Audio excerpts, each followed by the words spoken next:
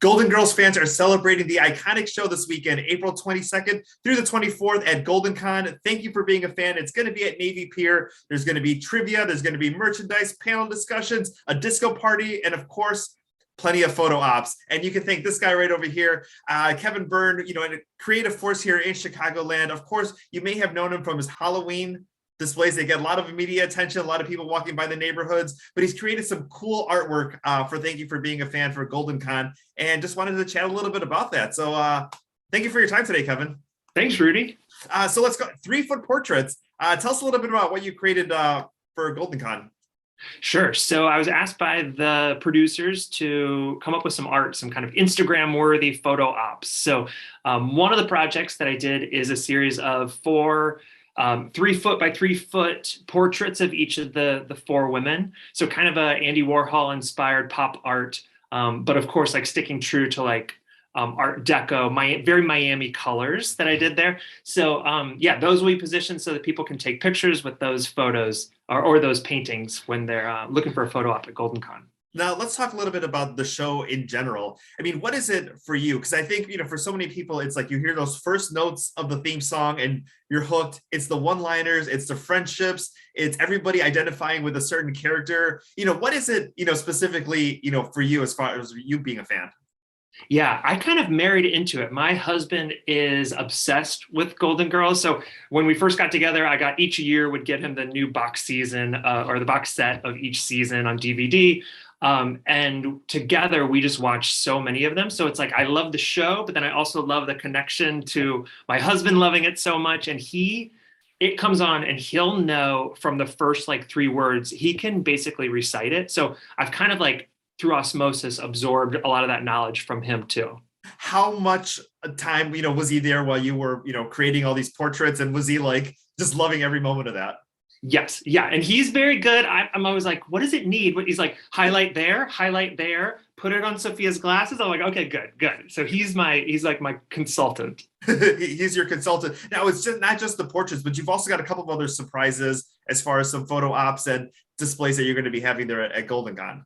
That's right. I love, we're not going to give away the secrets, but I love making big stuff. So when I was talking with the producers about what could we do, actually my husband, Doc, he suggested this thing and they're like, that is awesome. So I've got kind of a big scale version of something that's kind of near and dear to people's hearts to pose with. There's a few different backdrops and different things that I've carved and built that true fans will recognize instantaneously.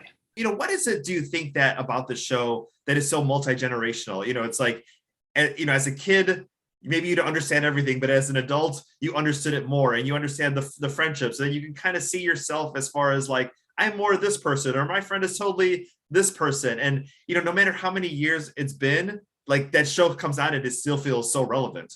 It holds up so well. Yeah, looking back at the episodes, it's like they were really ahead of their time in so many ways and so progressive that very few things I think feel dated. Like sure, some details, but like the themes, the ideas, the attitude, especially amongst these older women who you'd think kind of like traditionally very stuck in their ways, but they were just so progressive and inclusive and just such a good vibe. Now, I do want to talk a little bit about your fans and your other projects that you've done previously and some other things that you're working on. But as far as when you announced you were doing these portraits for Golden Con and people got to see them, what was the fan reaction like from your friends and your family who follow you on social media? Yeah, people were like, I need these. And my husband's already ordered. I think I'm doing another set for our house. Yeah, people were like, I need these in my house. I love these. I want to see these all the time. Yeah, really.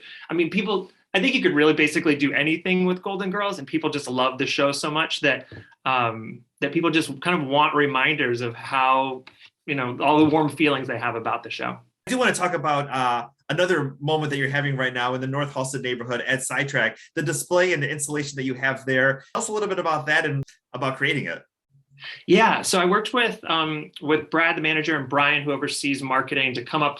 They wanted this series of kind of Instagram-worthy backdrops, kind of like the theme of my work nowadays, and wanted something like celebrating Pride, so very colorful, rainbow-based, but not just like red, orange, yellow, like traditional rainbow. So They knew they had this corner. Like we walked around the bar looking, could go here, all sorts of different places. So I pitched a bunch of ideas, and they really liked this backdrop that it's kind of a geometric design with cubes, kind of non-traditional seating, where it's fun to see people like posing there, kind of being inventive of how they're taking advantage of the space, but kind of an optical illusion sort of thing where the floor and walls blend in with these boxes and the way that I painted them. So it's been really, really fun to see those show up on Instagram, and Sidetrack has been great about posting and sharing that I'm the artist behind them. It's been great. You also did an installation for Lollapalooza last year.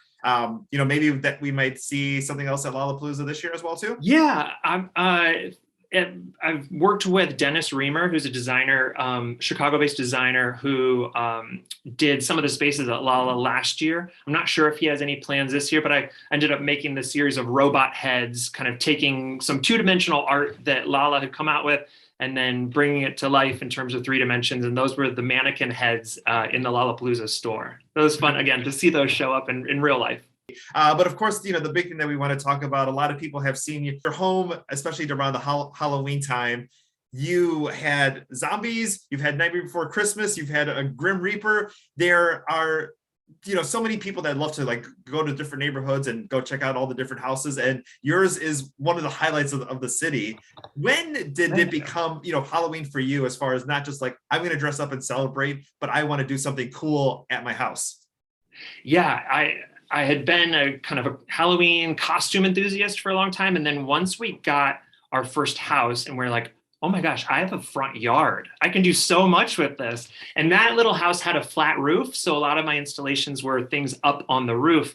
So we just moved this past year into a little bungalow. So it poses kind of some new challenges because it has a pitched roof. So I can't take advantage of the roof anymore, but it's got an open front yard and a lot of pedestrian traffic and driving traffic. So it's been fun to kind of pull out some of the things I've done before, but kind of restage them for a whole new audience. People have been excited about it. Last 2 years, people haven't been able to gather for their normal Halloween celebrations, but going to see houses was something that was safe and could be distanced. What was it like to be, maybe the force behind something that brought people so much joy, especially when they weren't able to do their normal traditional, Halloween activities? Yeah, I think the theme of my work is just trying to bring a smile to people's faces. It's not especially deep or, complex, but it's just fun stuff that makes people smile. So it was really neat to see people walking by, and our house is old enough in the windows, we can hear people like, oh my gosh, look at that one, that zombie, that one's like bleeding, whatever. So just fun to see people really enjoy them and like find out that they're bringing their neighbors or their friends or their family back to see it multiple times.